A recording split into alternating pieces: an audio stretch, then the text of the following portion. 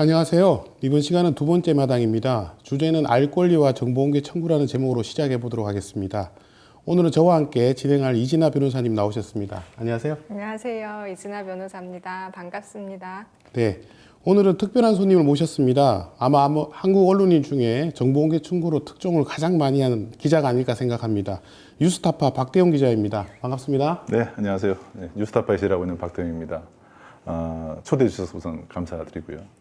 2012년 1월에 뉴스타파의 첫 보도의 핵심 자료도 역시 그 정보공개 청구로 입수한 자료였습니다. 지금도 뉴스타파는 세금 도둑 국회의원 추적을 위해서도 정보공개 청구를 적극적으로 활용하고 있습니다. 네. 네, 제가 알기로는 두 분께서 특별한 인연이신 걸로 알고 있는데 박대용 기자님께서 춘천 MBC 소속이실 때 전진환 소장님의 강의를 듣고 무려 5천 건의 정보공개 청구를 하셨다고 들었습니다. 5천 건은 좀 과장된 것 같고요. 3,800건 정도 됩니다. 2008년에 이제 전진환 소장 강의를 들으면서 강의 실습 과정으로 처음 청구를 한번 했던 이후로 이제 거의 매일 이제 청구를 했고요. 이제 청구를 한번 할 때 같은 건으로 여러 기관에다가 동시에 청구를 하다 보니까 청구 건수가 좀 많았던 것 같습니다. 여러 기관에 동시에 청구를 하면은 아무래도 이제 서로 비교를 해볼 수가 있거든요. 그리고 이제 이후에 탐사보도 전문 기자로서 보도자료 대신에 정보공개 청구를 통해 취재자료를 입수해서 주로 보도를 해오고 있습니다. 네. 제가 박근혜 정부에서 이제 블랙리스트로 찍혀가지고 외부 강연을 못할 때 우리 박대용 기자님이 대신해서 이렇게 강의를 많이 해주셨어요. 사실 그 전까지만 하더라도 기자들이 정보공개 청구를 하는 걸 굉장히 어색해 했거든요. 기자가 제보자 만나고 현장에 뛰어다니고, 실제로 이렇게 발로 뛰어야 되는데 이렇게 한가롭게 정보공개 청구를 하고 있다고 해서 욕을 먹는 경우도 많았는데요. 우리 박 기자님한테 한 가지 여쭤보고 싶은 것은 정보공개 청구에 어떤 또 이렇게 장점과 매력이 있든지 한번 얘기해 주시면 감사하겠습니다. 민주주의에서 이제 사실 뭐 투표도 마찬가지겠지만은 저는 정보공개 청구야말로 헌법 1조 2항, 그러니까 대한민국의 권력이 국민으로부터 나온다. 바로 이 사실을 증명해주는 가장 효과적인 방법이 아닐까 이렇게 생각을 합니다. 정보공개 청구는 본질적으로 내가 낸 세금이 잘 쓰여지고 있는가를 바로 확인할 수 있는 수단이 되거든요. 공무원은 정보공개 청구를 하는 국민을 두려워할 수밖에 없습니다. 예. 적어도 무시당하지는 않겠죠. 특히 탐사보도 기자로서 정보공개 청구는 진실을 파헤치기 위한 필수적인 무기라고 생각을 하고 있습니다. 기자들이 가장 힘들어하는 게 정보공개 청구한 후에 10일 기다리는 걸 되게 힘들어해요. 근데 이걸 어떻게 잘 이렇게 취재로 풀어나가셨는지 또 궁금합니다. 정보공개 청구를 이제 10일이 걸리기 때문에 애초에 포기하는 경우도 많은데요. 사실 매일 청구를 하다 보면 10일만 딱 굶으면 됩니다. 열흘 뒤부터는 매일매일 결과가 나오기 때문에 사실은 어떤 기자들보다도 알찬 정보를 획득할 수가 있죠. 네. 저도 한 가지 좀 짚고 넘어가고 싶은 부분이 있는데 기자님 말씀 중간에 탐사보도라는 말씀을 해주셨어요. 근데 탐사보도라는 게 정확히 어떤 걸 의미하는지 그리고 또 탐사보도랑 정보공개 청구는 어떤 관계에 있는지 이런 설명 좀 부탁드리겠습니다. 이제 감춰진 진실을 드러내는 보도 행위를 바로 이 탐사보도라고 할 수 있는데요. 중요한 기준은 기자의 직접 취재입니다. 그러니까 정부나 기업으로부터 보도자료를 받아서 그대로 받아 쓰는 그런 기사와는 분명히 차이가 있는 겁니다. 그리고 사회적으로 중요한 공공의 이슈를 보도함으로써 사회 개혁을 추동할 수 있는 그런 보도를 바로 탐사보도라고 할 수 있습니다. 자발적으로 공개하지 않는 정보를 찾아내기 위해서 정보공개 청구가 가장 기본적인 취재 수단이다 이렇게 볼 수가 있겠습니다. 네. 저도 이제 탐사보도에 대해서 강의를 많이 하고 있는데요. 저는 이렇게 설명합니다. 경찰관들이 자백을 강요하는 수사하고 과학수사의 차이라고요. 예전 취재 방식은 대부분 의혹 제기가 많았고 또 팩트를 수집하는 방식도 대부분 내부 제보나 또 몰래카메라 같은 게 많았어요. 근데 탐사보도라는 것이 기자가 현장을 직접 뛰어들어서 증거를 수집하는 행위죠. 또 그것이 현장 취재나 정보공개 청구, 빅데이터 수집 등 다양한 방법론이 있는 것 같습니다. 예. 뭐 앞서 이제 뉴스타파의 첫 보도가 정보공개 청구로 시작이 됐다고 말씀드렸고요. 이제 취재를 시작할 때 가장 먼저 시작하는 단계가 정보공개 청구입니다. 청구하면 뭐 공개 여부 결정까지 뭐 아까 말씀드렸던 대로 최소한 10일 정도 걸리기 때문이기도 하고요. 그리고 이제 공공기관이 직접 작성한 정보부터 확보해서 현재 팩트가 뭔지부터 확인을 해봐야 됩니다. 그 다음에 현장 취재 등을 통해서 진실에 보다 접근할 수가 있게 되는 것이죠. 제가 알기로 이제 정보 공개 청구가 강화된 게 노무현 전 대통령 집권 시절인 것으로 알고 있어요. 근데 당시에는 그 기자실 폐지와 관련된 논의도 많았지 않습니까? 그러니까 기자실 폐지랑 정보공개법 강화 사이에는 어떤 관계가 있는 건가요? 뭐 지금도 이제 크게 다르지는 않지만 당시 기자들이 기자실을 국민의 알 권리를 지키는 중요한 거점이라고 생각했던 것 같아요. 근데 제가 경험한 기자실은 오히려 기자들을 길들여서 뭐 여론을 원하는 방향으로 이렇게 움직이는 수단으로 악용됐던 그런 기억이 많이 나거든요. 당시에 기자실 폐지를 조건으로 정보공개법에 처벌 조항을 넣자 이런 그 방안도 나왔다고 들었습니다. 예. 근데 언론 자유의 측면에서 봤을 때는 정보공개법에 처벌 조항을 넣는 편이 기자실을 지키는 것보다는 더 가치가 있었지 않을까 지금 돌이켜 보면 그렇게 생각을 하고 있습니다. 사실 전 세계에서 이제 기자실을 이렇게 운영하고 있는 나라가 거의 없는 것으로 알고 있습니다. 아마 일본하고 우리나라 정도가 있는 것으로 알고 있는데요. 이 기자실이라는 게 참 감시를 하는 공간이기도 하지만 유착의 공간이 되기도 합니다. 또 세월호 참사 때 보면 언론에서 이상한 기사가 이렇게 많이 쏟아졌는데 그것이 바로 또 해양경찰청의 브리핑을 이렇게 받았었기 때문에 그런 것이죠. 아무래도 가깝게 있게 되면 감사보다는 심리적으로 더 가까워지는 이런 유착 관계가 되는 것이 가장 큰 문제인 것 같아요. 그래서 제가 알기로는 그 소속돼 계시는 뉴스타파 기자님들은 그 출입처 기자실에 들어가시지 않는다 이렇게 알고 있는데 그랬을 때 그 뉴스 소스를 어디에서 받으실지 이런 것들이 궁금하더라고요. 또 최근에 보도된 것 중에 하나가 국회의원들 연구용역비 횡령건에 대해서도 보도를 하셨는데 그러니까 그런 보도를 하실 때 어떤 과정을 통해서 보도가 되는지 좀 말씀 부탁드릴게요. 네, 말씀하신 대로 뉴스타파 기자들은 뭐 출입처가 없기 때문에 기본적으로 기자실에서 취재를 하지 않습니다. 정보공개 청구나 뭐 제보 등을 통해서 입수한 자료를 분석하고 검증하고 또 중요한 사실을 증언해 줄 수 있는 취재원을 만나러 전국 방방곡곡을 다닙니다. 이번에 이제 국회 사례 같은 경우는 이제 소송을 통해서 결국에는 이제 1년 반의 소송을 통해서 결국 입수한 그런 경우이기도 하고요. 이명박 박근혜 정부 이제 청와대 출입 기자들이 잘 보여줬지 않습니까? 기자들이 기자실에 있을 때 언론 본연의 감시 기능이 오히려 이제 위축될 수 있다는 것을 그 당시 기자들이 잘 보여줬었죠. 예.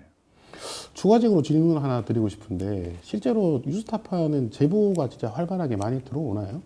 뉴스타파 제보는 이제 내부 고발 형태, 공익 제보 형태의 이제 고발들이 종종 들어오고요. 뭐 기자 개인한테 제보가 가기도 하고 또 찾아오시는 경우도 있고 또 다른 언론사들에게 제보를 했는데도 받아들이지 않으니까 뉴스타파에 최종적으로 들려주시는 그런 분들도 계십니다. 이번에 그 국회의원들의 연구 영역비 문제야말로 진짜 언론과 시민단체 연대가 얼마나 중요한지 보여준 것이라고 생각합니다. 어쩌면 언론은 탐사 보도를 위해서라도 시민단체 움직임에 이렇게 관심을 기울여야 되는데 시민단체가 생산하는 보도 자료만 쓰지 말고 취재 과정을 함께하고 결과물을 함께 공유하는 그런 일들이 계속 같이 있었으면 좋겠습니다. 네. 한 가지 더 질문을 드리면 일반 청취자분들은 잘 모르실 것 같은데 그 출입처 기자실이라는 곳은 어떻게 되어 있고 또 거기서 기자분들은 어떤 일을 하시는지 이런 것들도 궁금하고요. 또 제가 듣기로는 출입 금지, 기자실 출입 금지 같은 징계 같은 것도 있다고 들었는데 혹시 그런 거는 언론 간 담화압을 조장하는 게 아닌가 하는 의심이 드는 사건인 것 같기도 합니다. 어떤가요?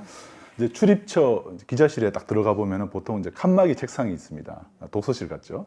그 각 언론사에서 온 기자들이 이제 책상에 앉아서 노트북을 열고 거기서 기사를 씁니다. 아침에 이제 출입처로 출근하면은 책상 위에 보도자료가 이렇게 쌓여 있습니다. 예, 거기 보도자료 주로 이제 출입처에서 알리고 싶어하는 정보들이죠. 근데 감추고 싶은 정보들은 대부분 빠져 있기 때문에 정보 가치는 떨어집니다. 그래서 또 점심 시간이 되면은 출입처에서 제공하는 식사를 같이 하거나 또 뭐 자기들끼리 같이 밥을 먹으면서 정보 교환도 하죠. 근데 출입처 인사 이동이 있거나 기자들 또 인사 이동이 있거나 뭐 이럴 경우에는 또 저녁에 회식도 하면서 친목을 또 다지게 되는데요. 그럴 때 이제 고급 정보들이 오가기도 합니다. 그런데 서로 친밀도가 이렇게 서로 많이 높아지면은 고급 정보가 기사화되는 경우들은 거의 없고요. 대부분 이제 기자들끼리만 알고 그냥 넘어가는 경우가 많죠. 일종의 이제 카르텔이 형성되는 곳이 기자실이기도 합니다. 네. 근데 실제로 서울시 기자실만 해도 출입하는 기자가 200명이 넘거든요.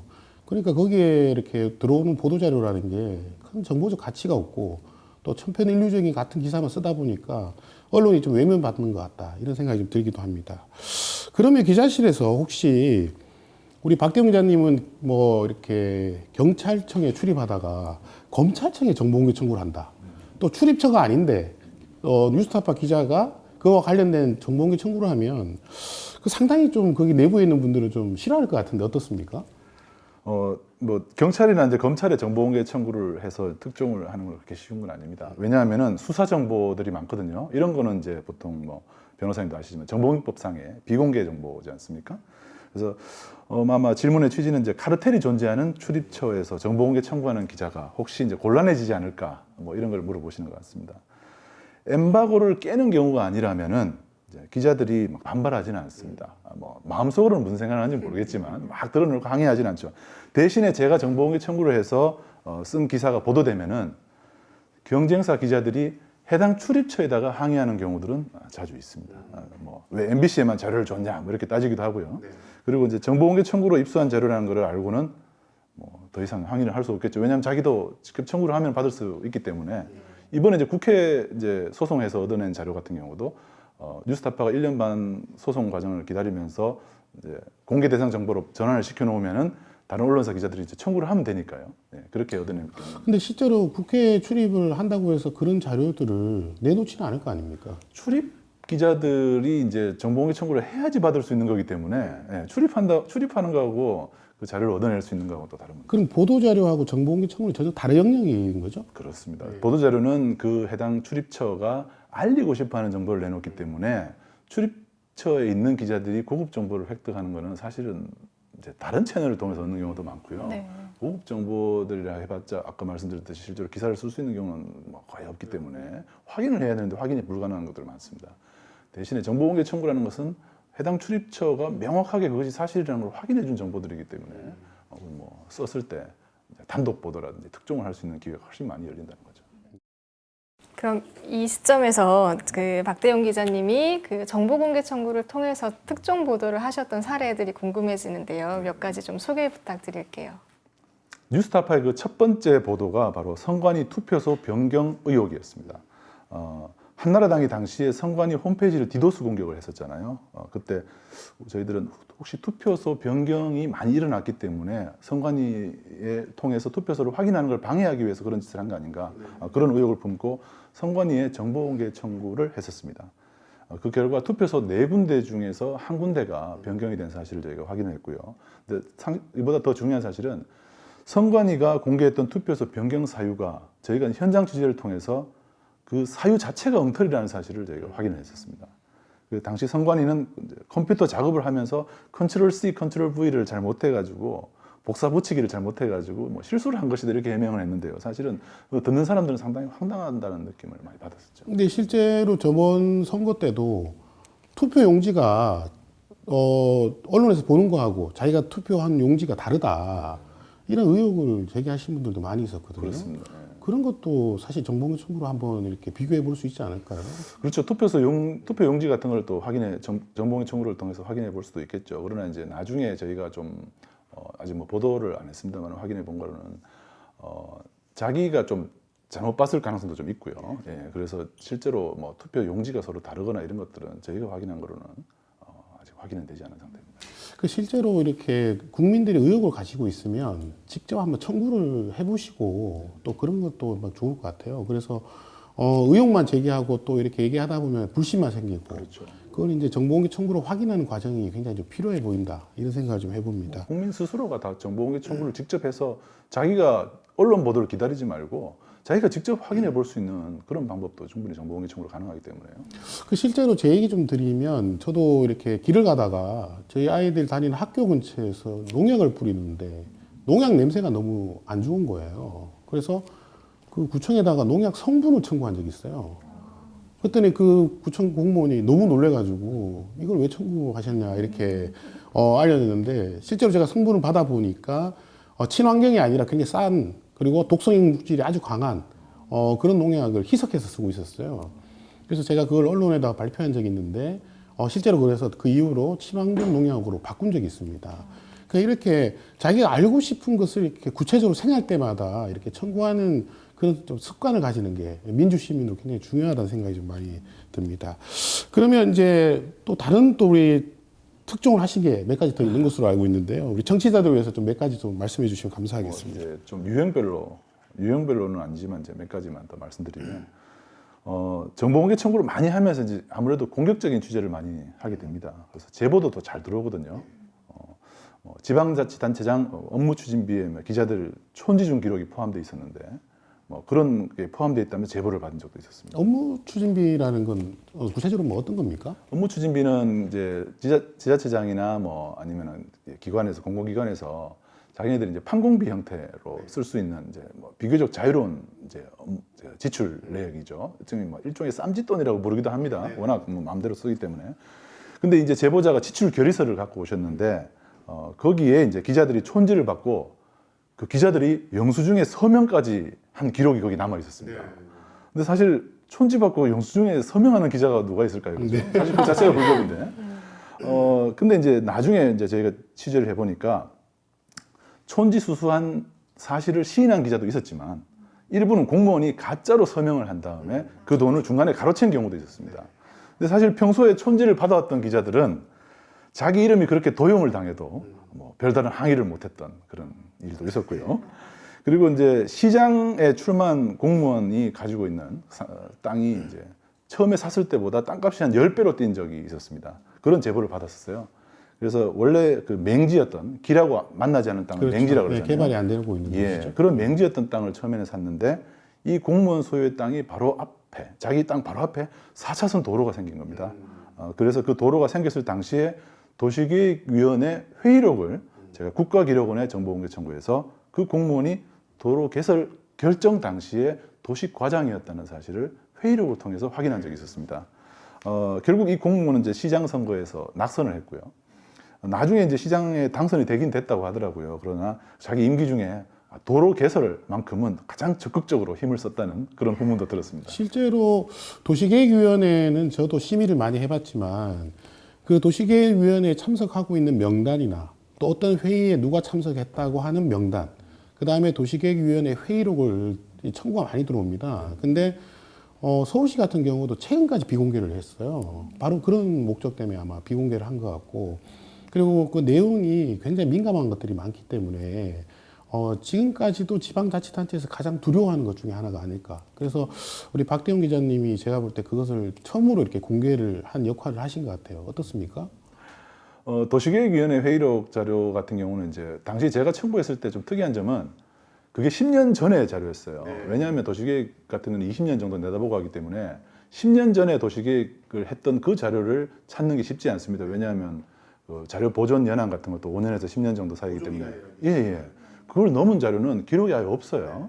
그래서 넘어간 이첩된 내용만 나오기 때문에 그래서 제가 이제 그 당시 지자체에 직접 청구를 했다가 이제 자료가 부존재 결정을 확인을 하고 국가기록원을 가서 뒤져보니까 그게 나와 있더라고요. 그래서 국가기록원에서 찾은 기억이 납니다.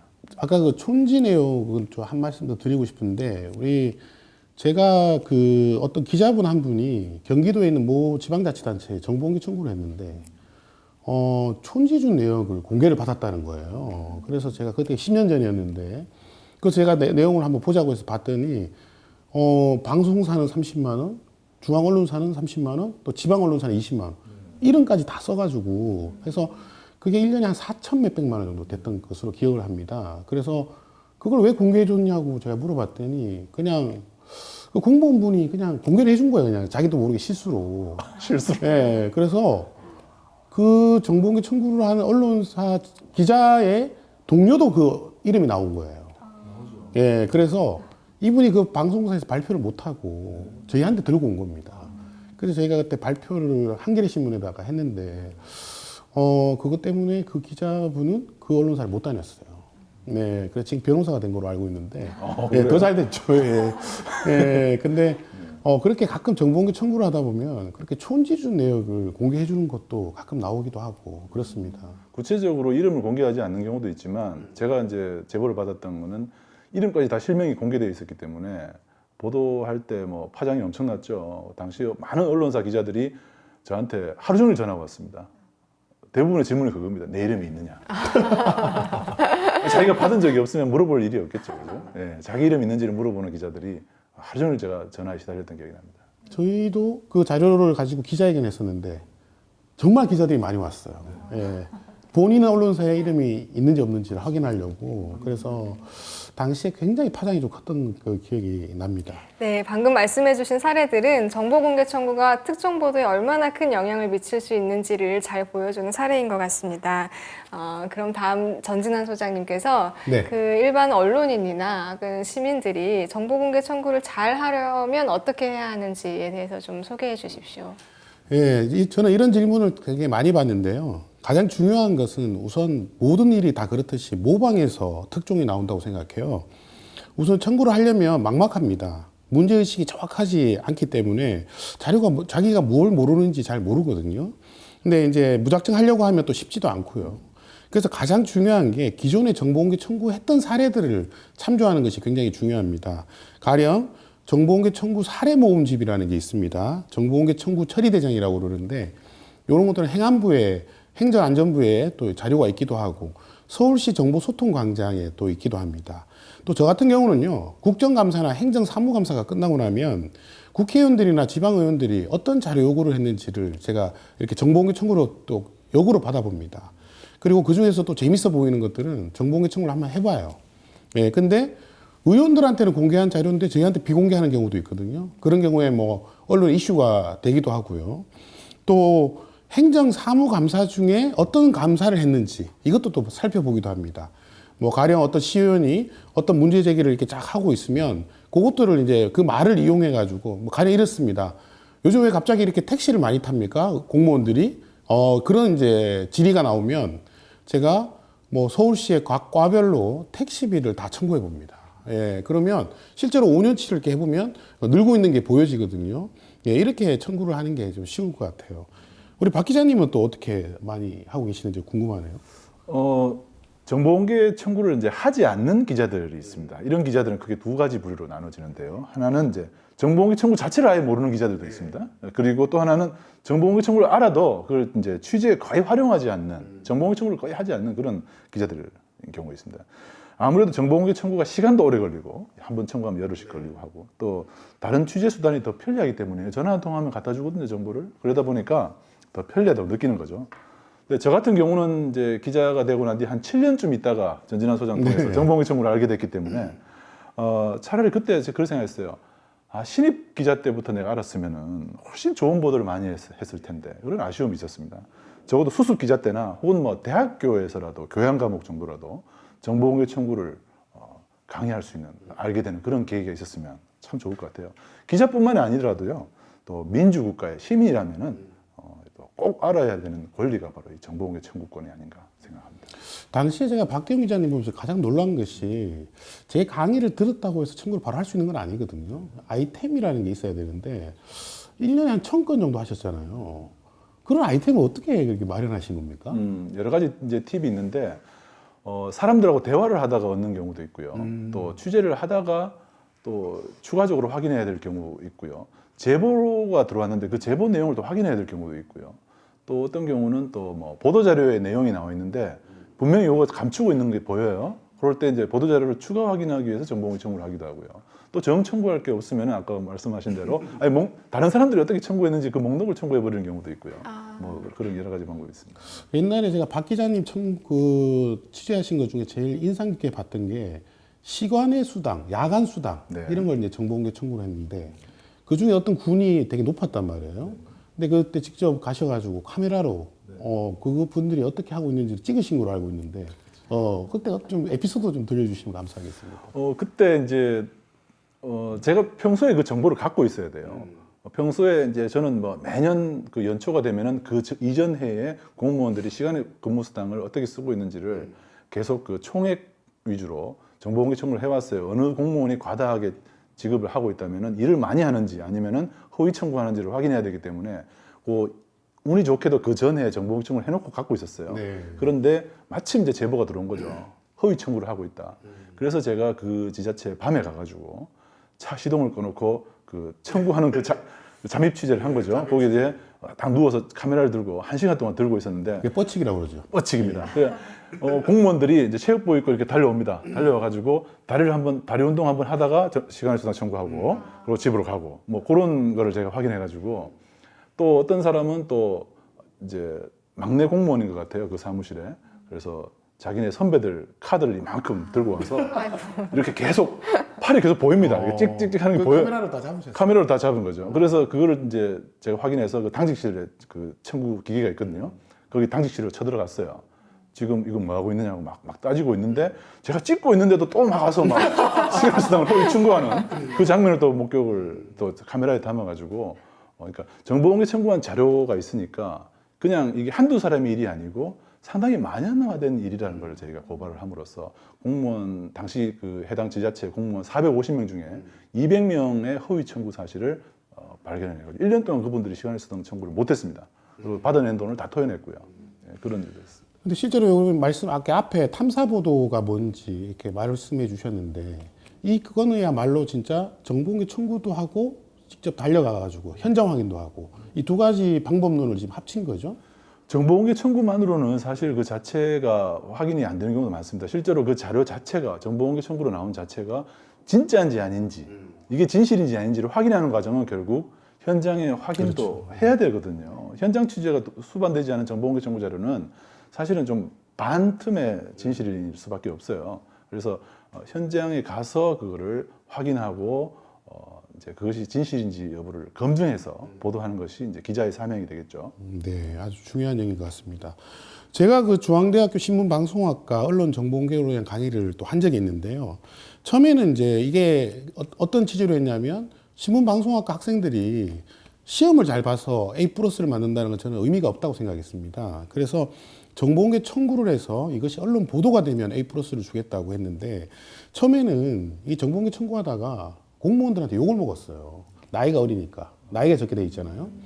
그래서 막 욕도 먹고 이래서 막 우는 친구들도 있고 그랬는데 학기 마지막 되니까 이 친구들이 막 싸우고 있는 걸 제가 이렇게 전화 통화하는 걸 봤거든요. 근데 이 친구들 중에 지금 기자가 돼가지고 지금도 저한테 전화해서 그때 배웠던 게 지금 큰 도움이 되고 있다. 그런 생각이 드는데 마지막으로 우리 정보공개 청구라는 게 기자한테 정말 얼마나 중요한 것인지 한 말씀 선배로서 좀 부탁드리겠습니다. 네. 정보공개 청구를 아는 기자하고 모르는 기자하고는 사실 일단 팩트 파인딩을 사실을 추적해 나가는 과정 자체가 근본적으로 좀 차이가 납니다. 정보공개 청구를 모르는 기자들은 사람을 통해서 주로 취재를 하고 사람을 통해서 정보를 얻기 때문에 상당히 요행이 따를 수밖에 없어요. 운이 좋은 취재원을 만나야 되거든요. 근데 정보공개 청구는 일단은 팩트의 바탕이 일단 탄탄합니다. 왜냐하면 정보 자체가 이미 깔고 시작하기 때문에 그 기록물을 들고 해당 당사자를 만나서 확인해서 이것이 맞냐 안 맞느냐를 확인하거나 아니면 그 현장에 가서 확인하거나 이렇게 되기 때문에 취재 방법 자체가 상당히 탄탄하게 출발을 할 수가 있죠. 그래서 뜬구름 잡기식이나 아니면 따옴표를 달아서 기사를 쓰는 그런 기자들하고는 근본적으로 차이가 있을 수밖에 없습니다. 네. 오늘 정말 주옥 같은 말씀 잘 들었습니다. 제가 말씀 들으면서 생각해 보니까 기자라면 반드시 정보공개 청구를 알아야겠구나. 그리고 그걸 즐기고 또 특종 보도에 활용해야 하겠구나 하는 생각을 했습니다. 또 일반 시민들한테도 누구나 행사할 수 있는 권리이니까 그런 권리 행사를 통해서 본인들이 가지고 있는 권리를 좀 누리셨으면 하는 생각들도 해봤습니다. 오늘 두 분 말씀 감사하고 오늘 시간은 여기에서 마무리하도록 하겠습니다. 네, 고맙습니다. 감사합니다.